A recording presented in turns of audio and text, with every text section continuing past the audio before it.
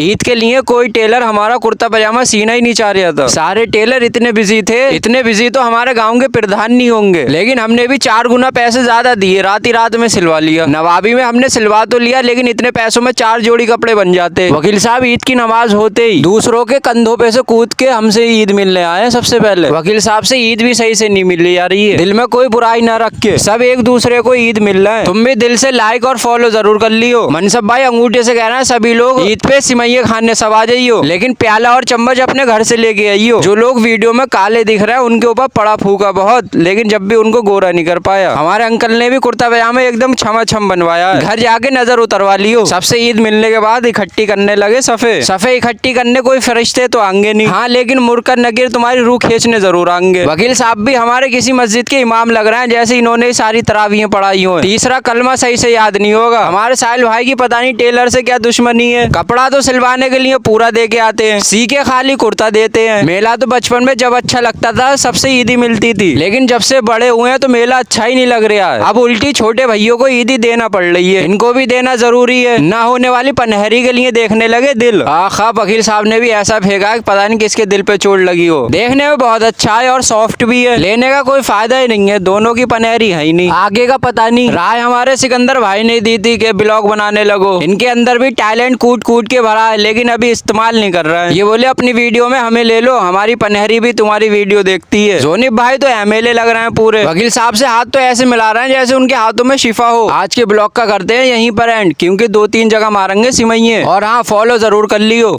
सज्जन को क्या तकलीफ है भाई?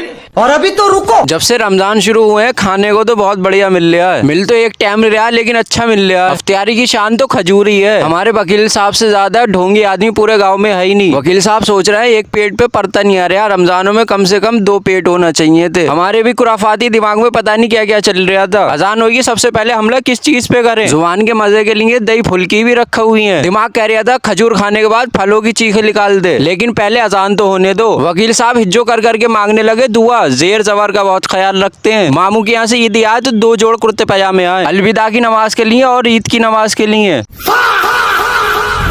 पापड़ को भी पता नहीं कौन सी गिजा समझ रहा है, इतनी बेसब्री से खा रहा है जैसे ना होने वाली ससुराल से आए हो कि ससुराली वाले बुरा मान जाएंगे। बिरयानी के साथ जब तक कबाब की टिक्की ना हो तो बिरयानी का खाने का मजा ही नहीं आता। कम से कम रमजान 6 महीने के होते, रमजानों में रोज चिकनी निवाले खाने को मिलते। अब रमजान चले जाएंगे वही दाल चावल खाने को मिलेंगे। वकील साहब मान जाओ, वैसे सोच रहे थे 2 पेट होना चाहिए थे, तुम सिंगल पेट में मैया मारे दे रहा हो। अगर 2 पेट होते तो पड़ोसी तक का खा जाते। हम दोनों ने भी सारी चीजें निपटाई दी, कुछ भी तो नहीं छोड़ा। छोड़ते भी कैसे।